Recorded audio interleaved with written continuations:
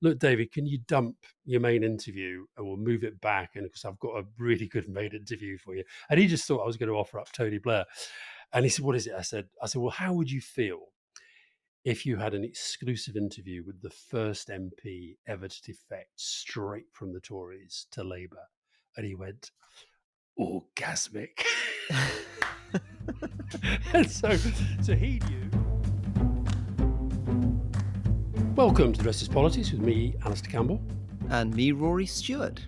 And Rory, what a weekend. We had the whole drama, would he, wouldn't he resign, Humza Yousaf, and he has. Would he, wouldn't he resign, Sanchez in Spain, and he hasn't. And we had this defection from Dan Poulter, from Tory to Labour. So we'll cover all that. Mainly, I think Scotland for us is probably the most interesting of the three.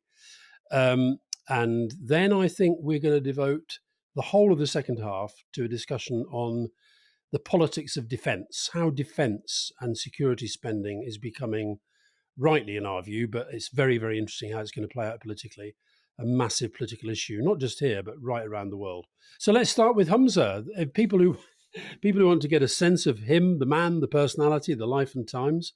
We interviewed him a few months ago on Leading. Both found him very personable, very pleasant. Both had doubts, maybe, about his overall political skills, I think. And this does seem to have been a catastrophic miscalculation. Well, so to do a quick explainer on what's happened. So the SNP, the Scottish National Party, had their last election in Scotland in 2021 for the Scottish Parliament. And they came in and they did not have an overall majority. They're very close, but they didn't have an overall majority.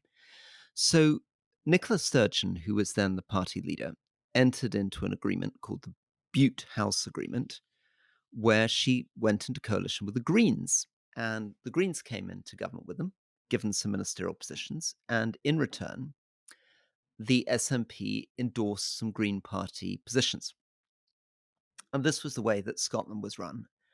Until, over the last few weeks, some tensions emerged between the SNP and the Greens. And one of the big tensions was around the fact that Scotland, having signed up to quite ambitious climate targets, and this is a theme, actually, we're seeing in a lot of European politics we've talked about, turned out that it wasn't meeting them. And this is a big theme because, of course, if you wanted to be unfair, you could probably make the same criticism about the Mayor of London, that it's tempting for devolved governments to sign up to very ambitious climate targets, but they don't have all the levers to control how they're actually delivered. And in this case, the Climate Change Committee said you're well off target, and the Scottish Government had to announce that it wasn't going to meet its targets. The Greens started signalling very recently that they were very uncomfortable with this and that they were going to go through a 4 or 5 week period where they were going to go back to party members and decide whether they were going to stay part of this government. At which point, Humza Yousaf made the very unusual decision of summoning the Green ministers in to see him in his residence. Butte House. And basically briefing to the press that they were fired and making them do the walk of shame out the door without their ministerial cars. At which point, he appears to have woken up and found himself without a majority. And there are times looking at this where one sort of slightly wonders whether he can count, what he was really thinking he was doing here. So I'm sure that the Greens can be pretty annoying in a coalition. Any minority party tends to be annoying because they can wag the dog can wag the tail can wag the dog, but they get summoned in, utter humiliation. Phoned at 7:30, be here at 8. We'll give you a cup of coffee and some stale croissants. Tells them they're no longer wanted, and off they go. Now, you'd think of something so big and dramatic that he'd have then lined up what was going to follow. But the only person who, it's obvious the Tories wouldn't support him, pretty obvious Labour wouldn't support him because they're on they've got real momentum in Scotland at the moment. The only person and party on which he could have possibly relied to close that gap and get some kind of, sensible governing arrangement was Ash Regan, who was a contender in the leadership election that Humza Yousaf won, who then defected to Alex Salmond's party, Alba. And when she defected, Humza Yousaf's line on her, well, she's no great loss. So that was not going to be a great one to start. Alex Salmond, meanwhile, is out of the traps doing what Alex Salmond loves to do, which is one, be the centre of attention, two, appear as the man of reason and calm, who's saying, I'm sure we can come to some sort of arrangement, but he needs to get rid of all these kind of conservative, anti-independence people who are sort of running the show. And of course, he finds over the weekend that he can't. And so he's stuck between a rock and a hard place. And he goes. And actually, I watched his. To add, sorry, just before we get to these ghosts, to add to the humiliation, he decided to write a letter to the Conservatives and Labour, effectively asking them whether they would be prepared to support his Absolutely. government, Yeah. which seems, again, a really bizarre, slightly naive bit of misjudgment. There's absolutely no way that these opposition parties that are going for him were going to sign up and prop up his government. And there's a bit of a mystery before we get to the end of this. I just want to see if you can make the generous case for Humza Yousaf. And I've been speaking to a lot of people about this over the weekend, speaking to Ruth Davidson, for example, who was the Conservative leader in Scotland and who's really good on this stuff. And she's obviously very fond of Humza Yousaf. And I don't want to, overly quote her on all this stuff. But there's a suggestion that people think he hadn't really thought it through. It can't quite be that bad, can it? I mean, however distracted a leader is, the one thing you would have thought, obviously, he should be concentrating on is how on earth does he keep his majority together? The only explanation of what he did with the Greens is that he must, I suppose, have calculated that they were 100% definitely going to leave him. And therefore, rather than getting dumped, he was going to show his strength by dumping them before they dumped him. But Well, the talk is, as they say, that there were a number of people, including Stephen Flynn, the SNP leader in Westminster, who persuaded him that he had to show real strength. And the only way to show real strength in this moment was, whilst the Greens are saying we're going to take several weeks to decide whether we're going to pull the plug or not, was actually to say, no, excuse me, you are the tail, I am the dog, I'm the big guy, you're the little guys, I will push you around. And so I think Stephen Flynn's stock has fallen considerably with some of his colleagues, because I think you get the feeling that a lot of this was about emotion, which in politics it often is. But there was I was reading because I thought I'd, get some of the Scottish media this morning. I was reading Tom Gordon in the Herald, and this is, it starts with the word the SNP, but actually I think you could delete the SNP for the UK and put in the Conservatives. It says, SNP now showing classic hallmarks of government and terminal decline, struggling leader, powerful rebels, bitter knife edge votes, legislative turmoil, electoral reverses looming, opposition parties chorusing time for a change after years and years in power.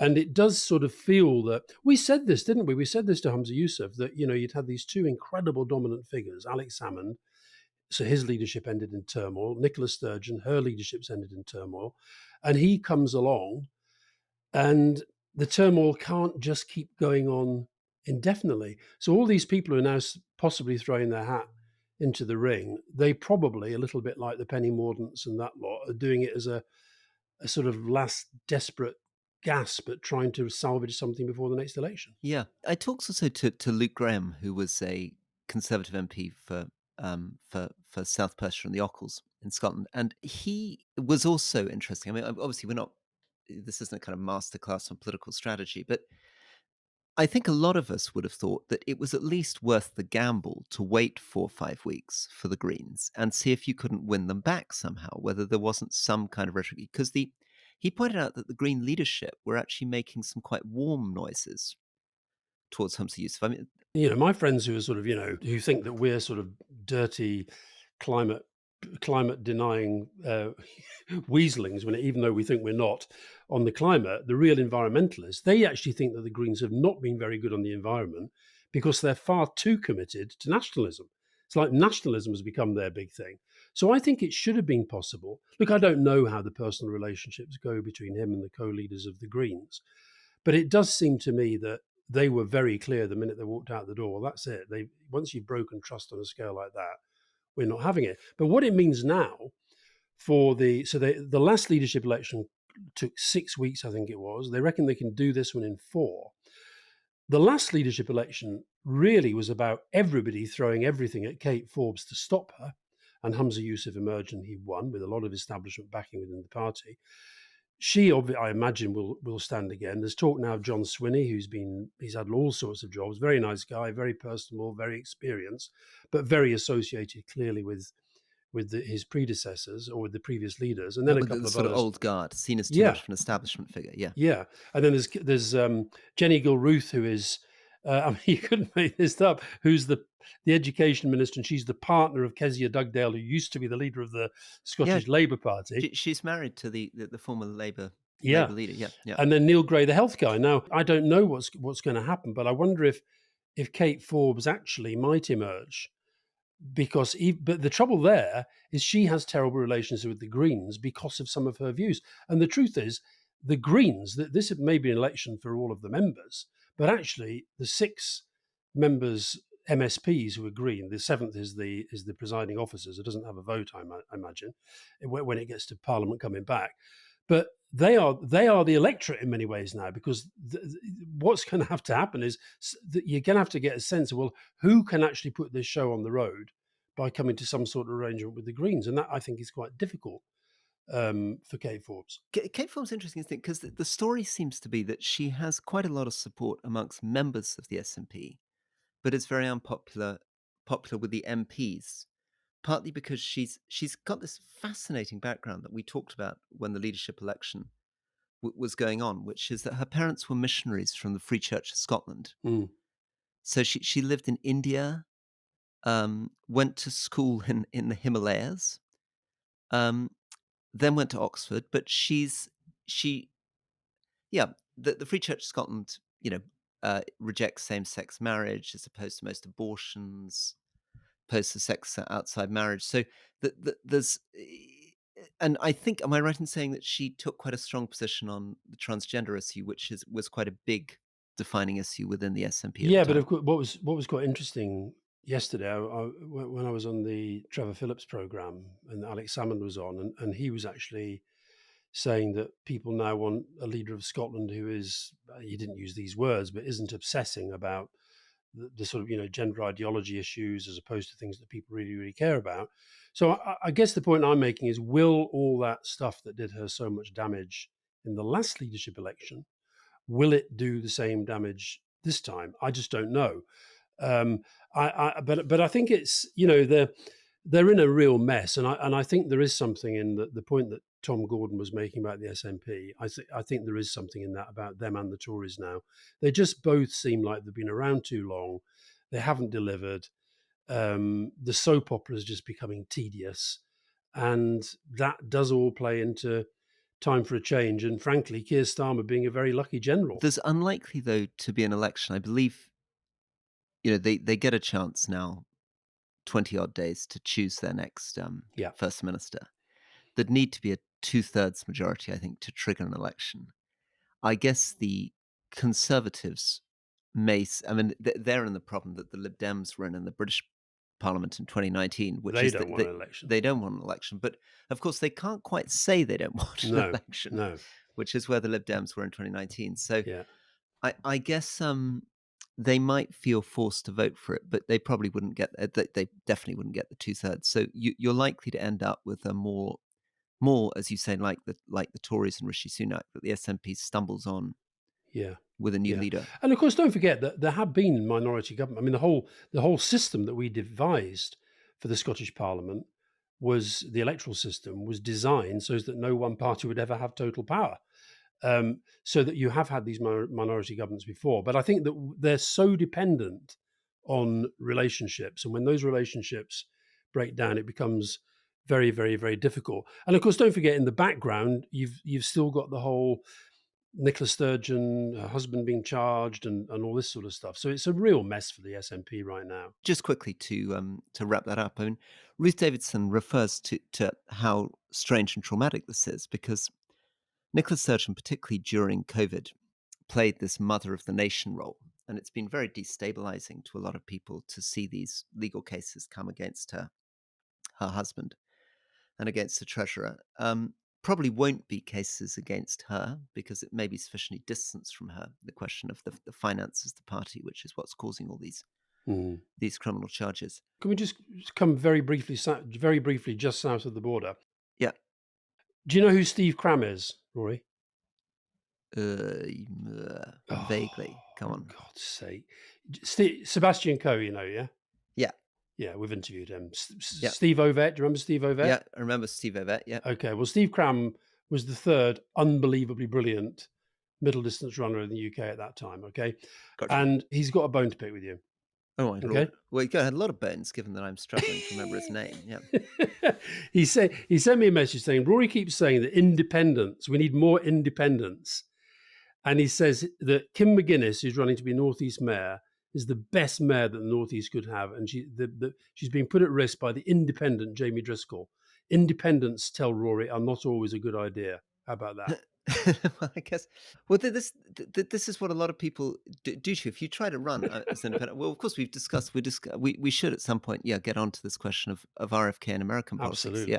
Absolutely. But that's, of course, what, I got very aggressive messages from the Conservatives, obviously in the London mayoral race, because what they always accuse you of doing is splitting the vote. If you have the temerity to run against one of the big parties as an independent, that's the way they always try to shut you up. Well, Steve and I back in Kim. Now, Mr. Sanchez, he spent the weekend agonizing. He did this extraordinary thing where his wife was being attacked over alleged corruption and influence peddling. And and to be fair to him, some of this is coming from the hard right. It's a think tank that got their thing off the ground, headed by guys very close to the hard right. But anyway, and this is the Prime Minister of Spain for those of us who are not absolutely on the fingers on the pulse. Yeah. He then sort of said publicly he's going to take a few days to decide whether he can actually bear carrying on. Which again is very bizarre, because presumably you would never recommend that to a politician because it does sound a little bit as though you're about to. It sounds like you're in real trouble. It doesn't seem like a great statement of strength, does it? To say I'm going to take 5 days off and I'm thinking of stepping down. It's not normally what you recommend. It's not what you want a general to do on the eve of battle, is it really? No, that's true. But I think there is something a bit different about Spanish politics. Our friend Miriam Gonzalez Durantes, she makes the point, she had a very good piece in the FT, that there are no rules governing all this stuff in Spain. They don't have these sort of ethics advisors and codes of conduct and so forth. So he just thinks this is people getting at his wife. I wonder whether the wife, I mean, look, you know as well as I do that wives and partners, and they're very, very important in politics. And, I just wonder whether the wife maybe said, look, I'm not putting up with this. So gave him an ultimatum. You sort of stand up for me 100% or I'm just pulling the plug. So who knows whether there was kind of something of that nature going on as well. But I think I don't know, but I think it might have strengthened him a bit.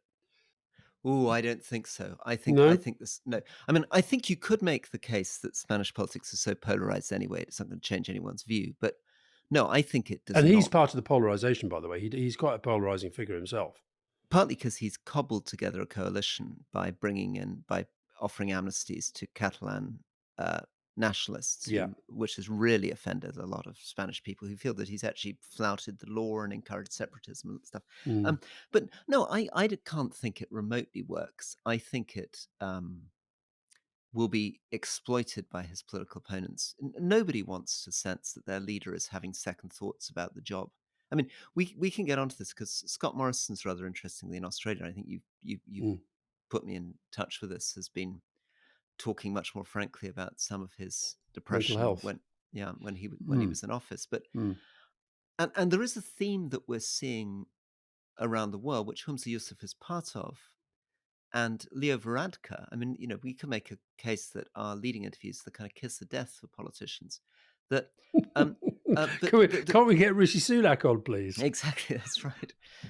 But there is a sense in which politicians seem to be more liable to step down and resign before they need to than would have been the case in the past. And I think that's partly to do with the fact that, for a lot of reasons, politics is becoming a really unpleasant business. I think it's why we lost Sanna Marin in Finland.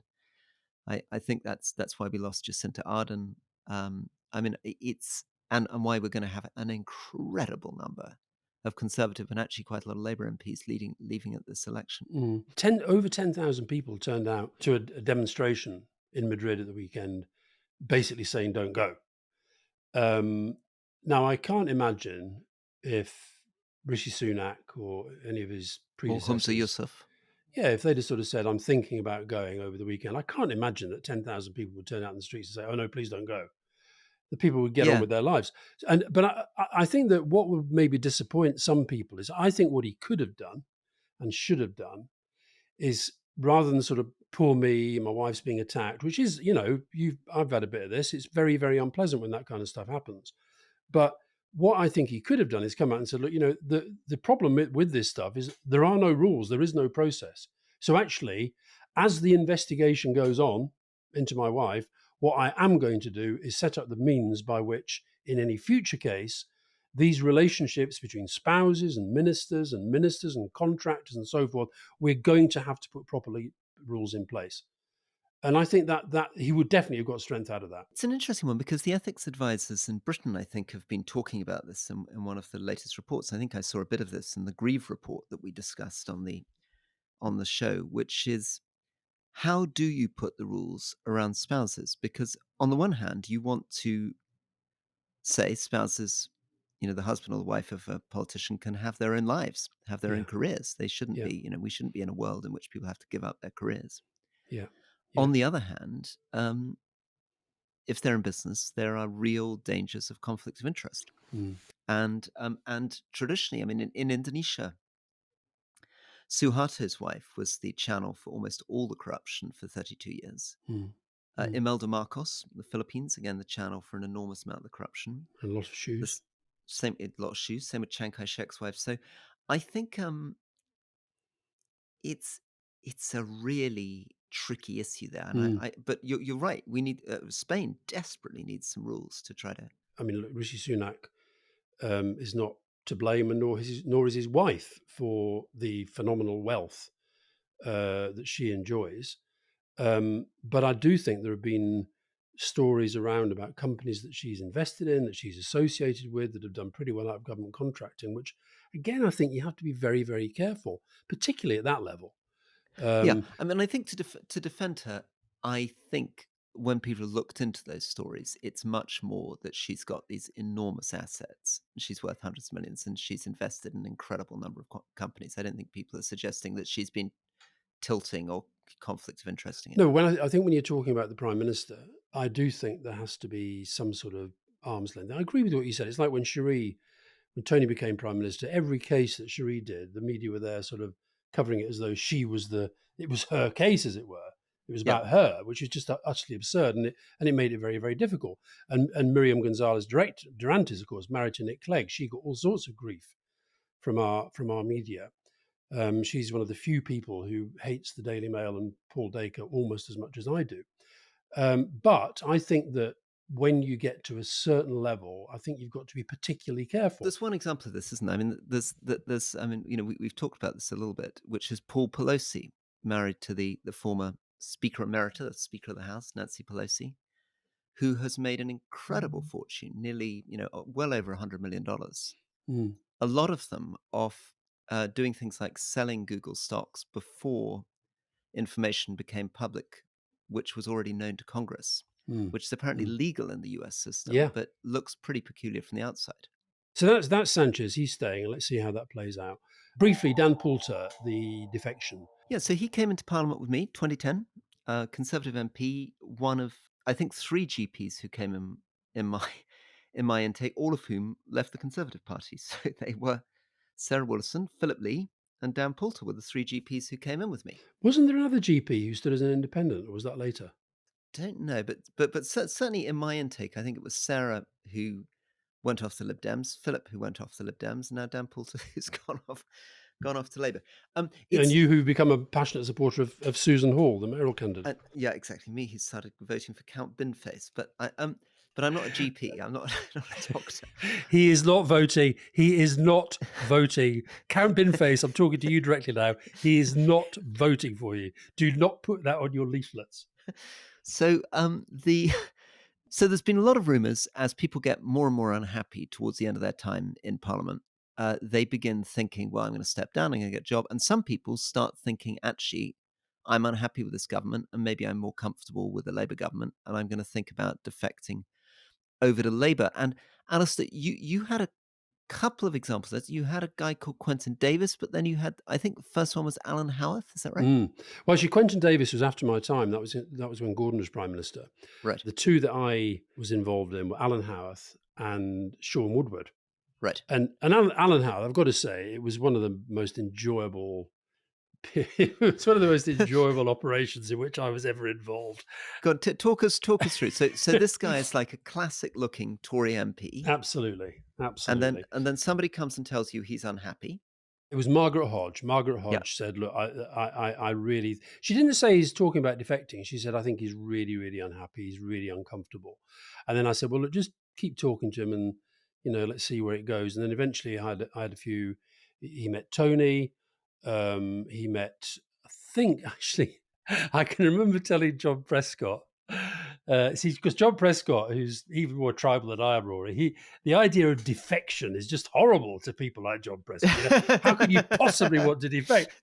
So he looks a bit at him as old stuffy generals used to look at traitors coming over to give them information on the other side. Yeah. And there's always a bit of that. There's always a bit of that because, of course, if you defect one way, there's always this suspicion that you could defect. And Howarth was an amazing thing, wasn't he? I just remembered that he was a member of the Thatcherite kind of wing of the party. Yeah. And he was the first Conservative MP to defect directly from the Conservatives to Labour ever. Yeah. And the first former Conservative MP to sit as a Labour MP since Oswald Mosley. Forgetting the Mosley connection, that was why it was so enjoyable. And listen, Roy, I'm up in the top of my house here.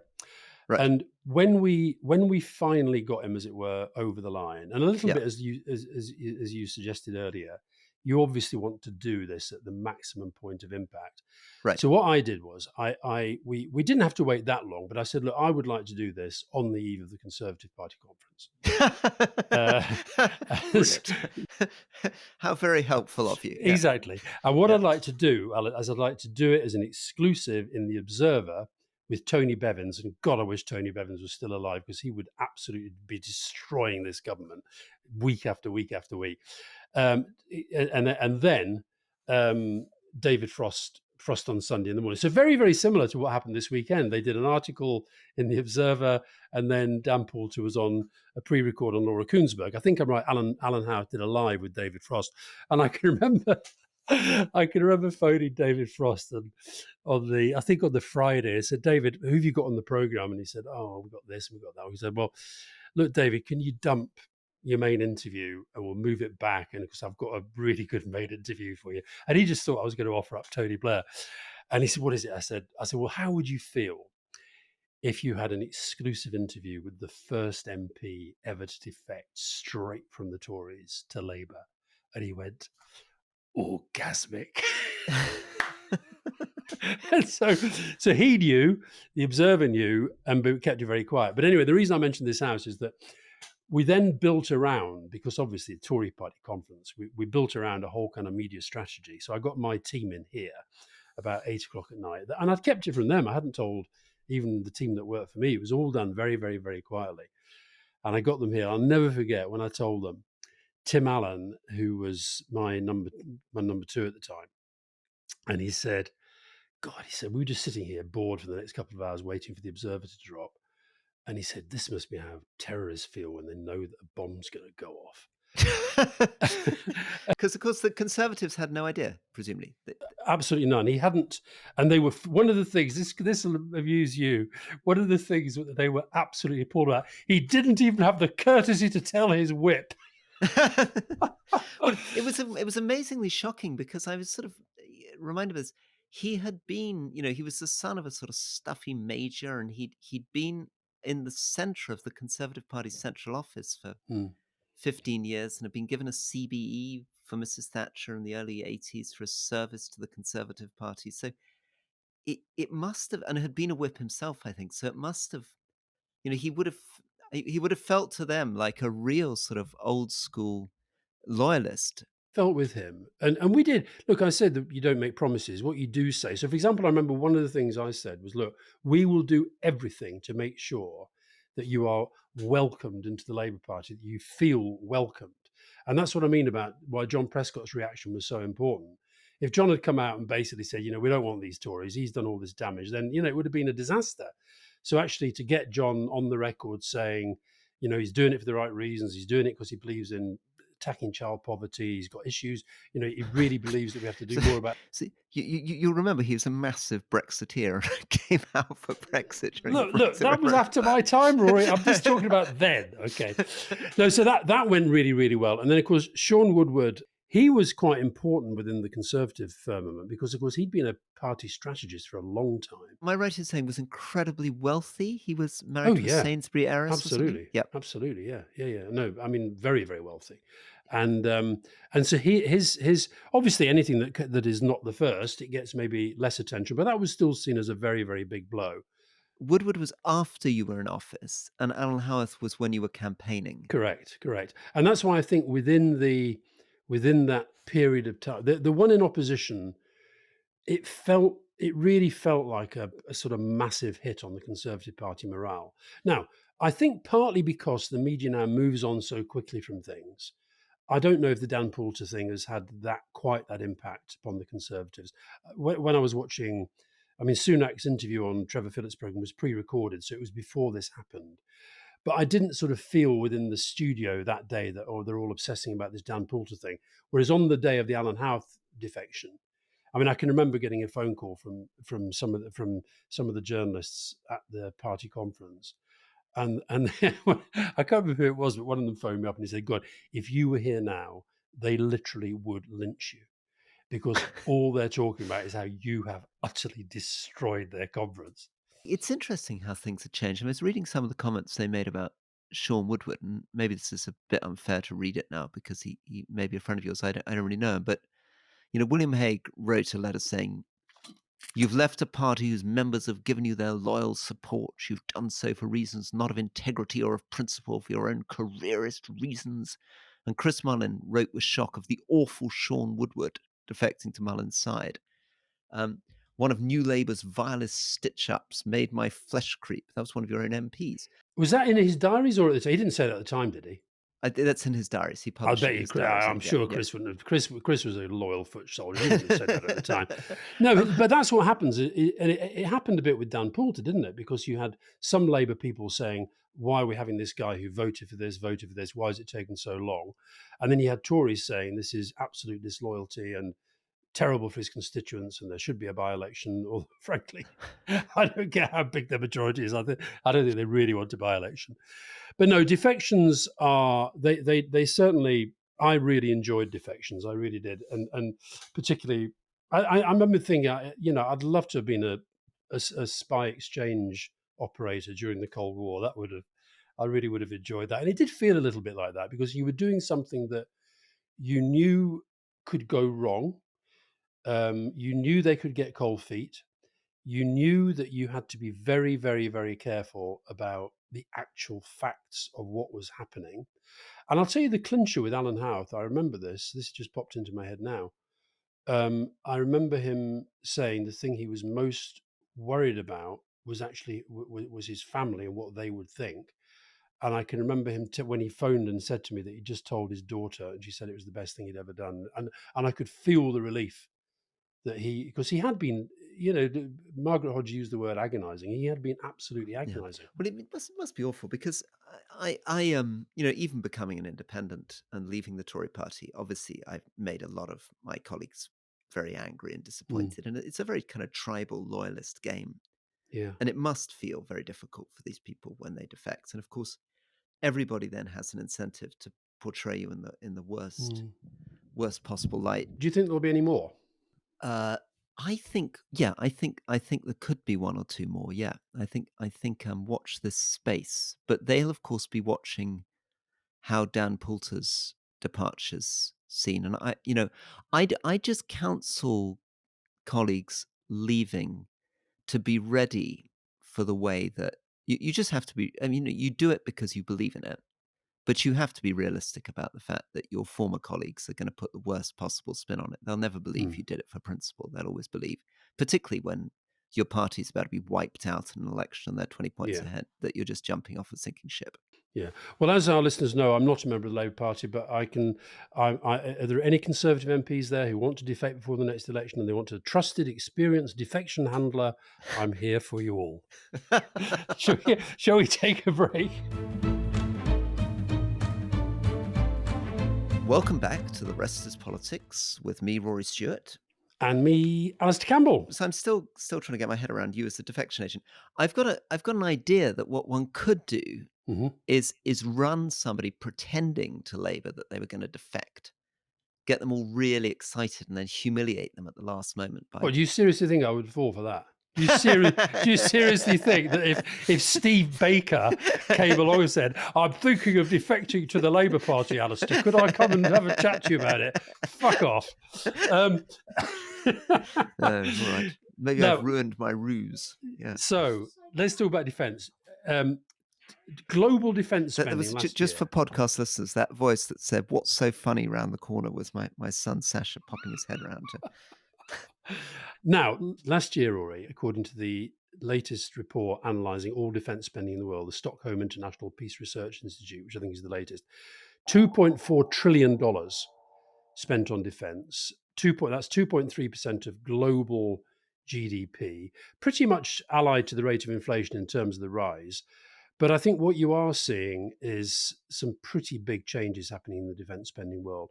So the US is the biggest spender by a long way, 916 billion. That's 37% of all the money that's spent on defence. China's second with almost 300 billion. Russia is third with just over 100. Then it's India. Then it's Saudi. Then it's the UK. But we're very low when it comes to both size of army, size as military. We're very, very low. And we're also low. We're about 50th when it comes to share of GDP. No surprises for guessing what's number one. That's Ukraine, 37. And it's interesting to see the ones that are spending the most because it sort of reflects kind of where a lot of trouble spots are. Algeria's next, then Saudi, then Russia, then Oman, then Israel, then Kuwait, then Poland. Interestingly, Poland has had the biggest increase into spending within Europe, then the US, then Greece, then Colombia, that's because of Turkey partly, then Colombia, then South Korea, Pakistan, Singapore, Finland. And in terms of the size of personnel, we now have the smallest army that we've had since the time of Napoleon. And compared with China, 2.2 million military personnel, India 1.5, USA almost the same, North Korea 1.3, Russia 1 million. And in Europe, Turkey's the biggest, followed by Ukraine, followed by France, followed by Germany, followed by us in 34th place in the world. So our military is shrinking. It's very interesting, isn't it? And it's coming, of course, one of the reasons that we're talking about this is that Rishi Sunak has just announced that he's going to be increasing defence spending to 2.5% of GDP. And the figure that's come out of the MOD is that we're going to be spending another £75 billion over the next 5 years on defence. Which is utterly dishonest, as I shall explain. And is utterly dishonest. And actually the theme of dishonesty runs through an enormous number of our defence budgets and defence conversations over many, many years. There's a guy called Francis Chusa who is really, really good on this. And frequently points out, just a couple of points that resonate with what you were saying. He would say, listen, Britain is always boostering itself and talking about how great it is, but actually Poland at the moment is able to deploy 2 armoured divisions of nearly 18,000 soldiers. And Britain really struggles to keep much more than a brigade on the ground at the moment. And there's a lot of obfuscating around this. And he also says that these numbers are a bit odd. I think you can develop this a bit more, but we're always sticking in things like pensions and Ukraine funding and intelligence accounts, which other people don't stick into their calculations to drive up our defence budget.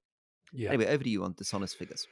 Well, I'll tell you what it is. So they came out. And first of all, to remember, we've had several budgets, autumn statements, etc. If you're going to do something as big as this, right, say we're going to have this massive increase in defence spending, you'd have thought there might have been a hint of it in one of those. So it looks to me like yet another thing that they're just coming along to say. Now, as it happens, I support it. How did he do it? Was there a big press conference? Did he get a lot of mileage for it? Did it work for him? Was this the right way? If you're going to do it, if you're going to announce £75 £75 billion, presumably you want to get a lot of positive coverage for it. Did he manage to succeed in that? Well, he got a lot of coverage. They briefed it. They got a lot of coverage overnight in the papers. I think he did a visit somewhere. I can't remember now.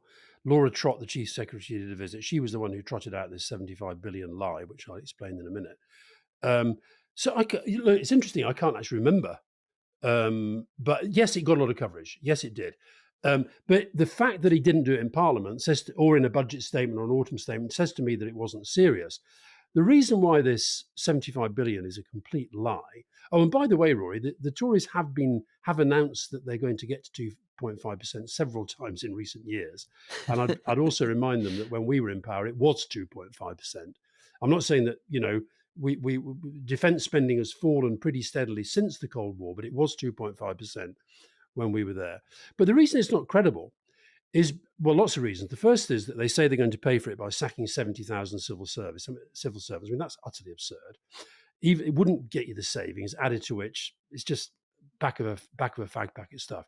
But the entire basis of 75 billion is that over the next 6 years, they're starting from a zero growth baseline. In other words, they're removing the spending that they've already announced is going to grow and coming from zero, so that every addition over those 6 years comes to 60 billion. What I've noticed about Rishi Sunak is that virtually everything he says at the moment is being check comment on social media.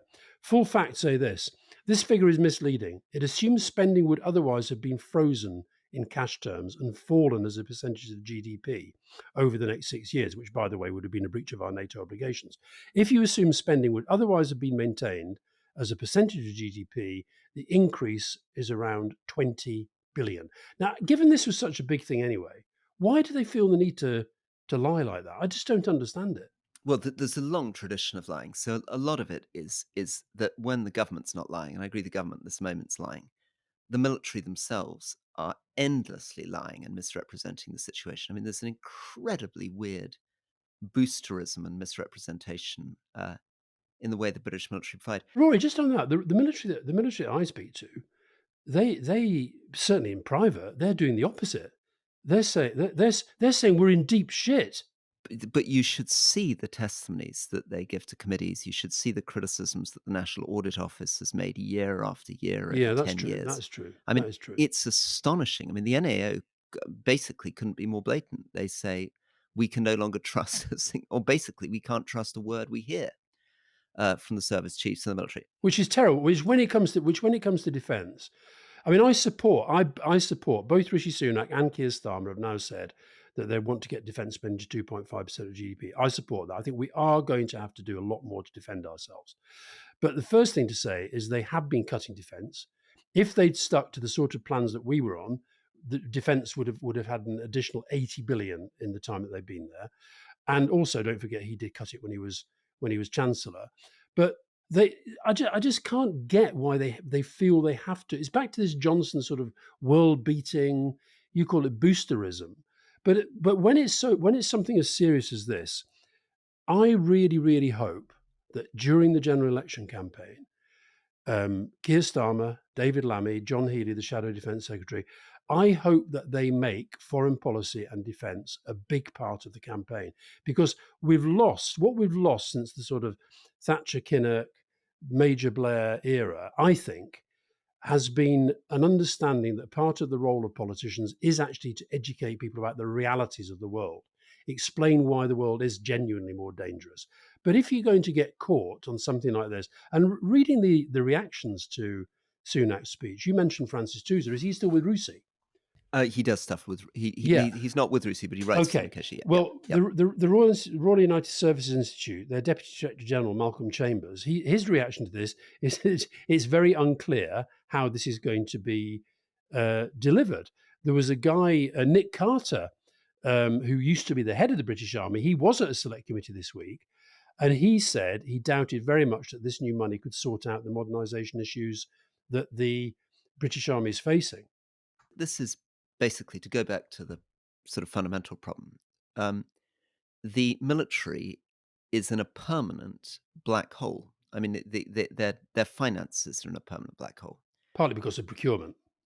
and a lot of it to do with procurement. So they're spending, often 40-45% of their money on buying kit. And there's a procurement in the British military has been a huge problem. People Mm, who want to interested, there's a very good recent House of Commons Defence Select Committee report on procurement. But it's basically repeating a story that we've heard for 20 years, mm, which is we're really, really bad at procuring stuff. Francis Hughes has got a good comparison with the French, where their procurement organization is a very highly motivated organization of engineers. They're civilians, but they have their own uniforms. They seem to do a much, much better job at buying kit than we do.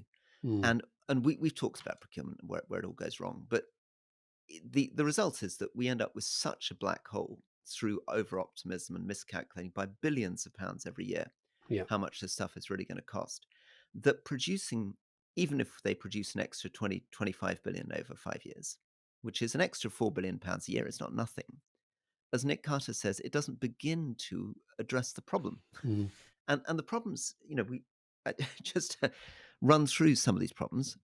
One problem is the Army, the Navy, and the Air Force, instead of cooperating, operate as three warring tribes. yeah. And all they want to do is make sure all the money goes to them and doesn't go to the others.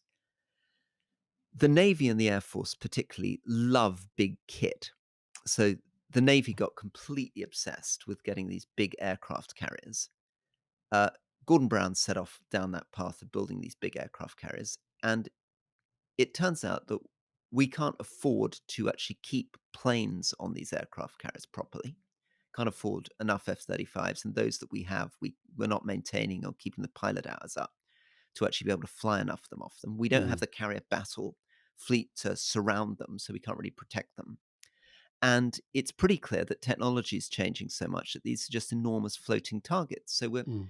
investing billions in these things, which are just sort of show off prestige items, which are not a sensible investment for the British military. Yeah.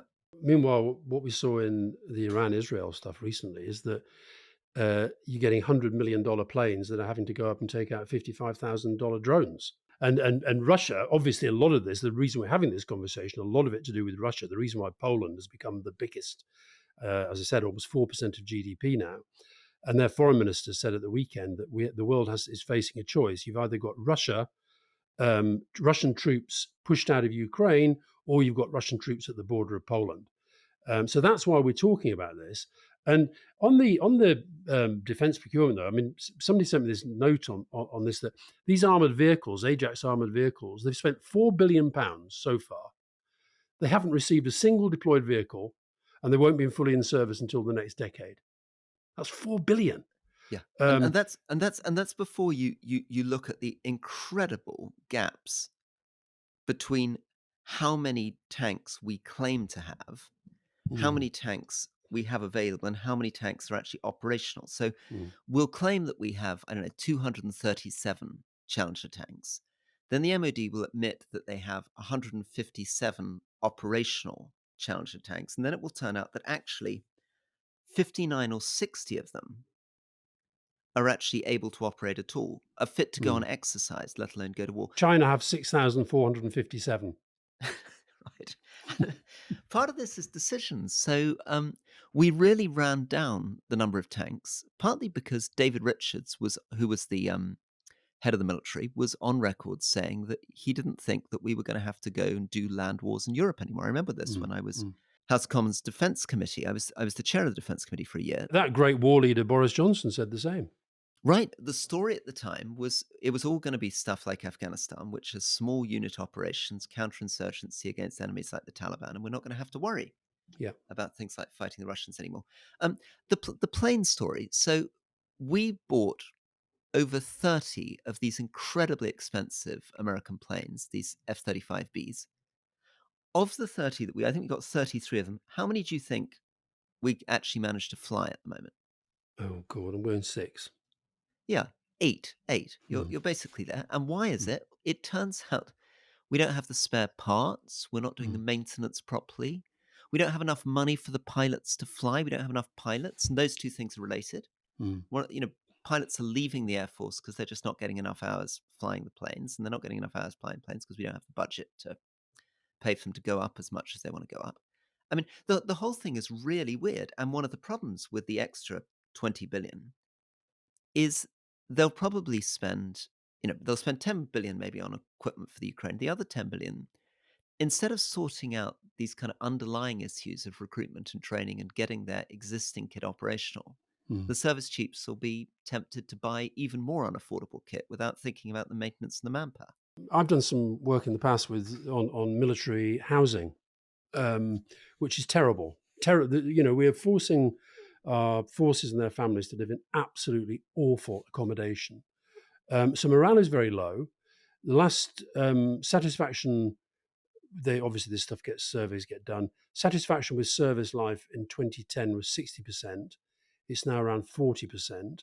They've missed every single recruitment target. So there's going to have to be a fundamental review of all this. And just on the numbers, Rory, there's a fascinating debate going on in Germany at the moment because there are two. I'm going to teach you a little bit of German, Rory. Yes. Wehrpflicht Yes. and kriegstüchtig. Kriegstüchtig. Kriegstüchtig. You know what Krieg is, don't you? That's war. Kriegstüchtig. Yeah. Kriegstüchtig. Blitzkrieg. Yeah. Yeah, well, kriegstüchtig means war ready, Yeah. and Wehrpflicht means compulsory military service. So then they're having a debate. The defense minister, Boris Pistorius, has announced that in mid-May he's going to be setting out the terms of a debate about what Wehrpflicht might look like. And this is so you're talking about now. Germany is one of the for all the talk of Zeitenwende, change in time, and all that at the start of Ukraine. They're one of the they're not as hawkish on defence as, for obvious reasons, as maybe France and the UK and certainly the US. But they are Pistorius. He said democracy cannot defend itself, and he basically is saying that they're falling backwards in terms of equipment and of numbers, and they may have to bring in military service. And there's a lot of talk about this Swedish model, which Sweden has a sort of partial conscription for both men and women, has had since 2017. Swedish model, I believe you volunteer and then they select the people who they think are best. No, sorry, you're conscripted, but they select the people who they think are best. Right? Yeah, and I think there is also option that you don't necessarily have to be in a potential fighting role. You can do all sorts of other things, but you can go in the civil defense organizations. But the point is that I'm just not sure that people in our countries are quite aware of how quickly this debate is developing. Because the truth is, we're not as when you go through the countries that are really investing in defence, we have fallen behind. And the reason to invest, obviously, sorry, to state the obvious, is not to go to war. The reason to invest is to deter. It's to make sure that people like Putin do not feel, and particularly given that he's making progress at the moment in Ukraine, he's broken through an Avdiivka and is likely to make more progress this year, that he doesn't begin to think the rest of Europe is a kind of soft target. Where Donald Trump, I very rarely say where Donald Trump has a point, but the truth is that Europe has basically assumed that America is going to be there forever. And it's not necessarily the case. And of course, within the European defence, I mean, you've got Macron. Macron made an extraordinary speech last week, by the way, at the Sorbonne. But he's also one of the things he's been saying. He's been sort of floating this idea that France's nuclear protection should maybe cover other European countries as well. And of course, that's not going down terribly well with some places. The French nuclear umbrella. Exactly. So, look, I think this is something that we should come back to fairly regularly, because I think there's so much happening in different parts of the world on not just on defence spending, but on defence thinking, on strategic thinking, which I just don't think the public really, even though they're watching what's happening in Ukraine, they're watching what's happening in Israel, Gaza, they know that China, Taiwan is a kind of, a big thing bubbling away in the background. But are we really ready as a country for the debate that some of our leaders are starting to say we're going to have? And I think also being realistic about our limits. I mean, being realistic about the fact that it feels like the British Army and the Patrick Sanders, who just stepped down as the head of the army, said it feels like the military in sort of 1937, or knackered equipment, exhausted troops, no proper training. I mean, it's really embarrassing. I mean, I talked about the Air Force. We could have a similar conversation about about your Navy ships, ships tied up, not really going to sea, totally Mm, knackered, kind of mm, forgotten about, being unable to man them. I mean, there's something really badly wrong. And at the same time, we have this weird pretentiousness where we write defense reviews pretending that we're going to yeah. tilt towards Asia Pacific and we're going to be kind of sending one patrol ship to sort of potter around Mm, off the coast of Japan is going to make the slightest difference to anybody. mm. I think the thing I've been most disappointed in Sunak about is the fact that actually, far from reversing this sort of exaggerating, boostering, bullshitting, global Britaning, world beating nonsense that Johnson became identified with, he's trying to do the same thing, and it just doesn't. People have seen Well, through it, and I think they're sick of it's it. so distressing, isn't it? Let's just, I mean, just to finish though, I mean, I remember in politics how boring it was that they were endlessly re-announcing the same thing all the time. I mean, I I secured a commitment to, I think, the dueling of the A66 in my constituency in a budget in about 2011. Well The done, government then Rory. succeeded in re-announcing the dueling of the A66 every year since, including my successor managed to get a fantastic press release in 2024 on the Has it dueling. yet happened? No. No, of course not. It's not going to be duelled till about 2030 or 2035.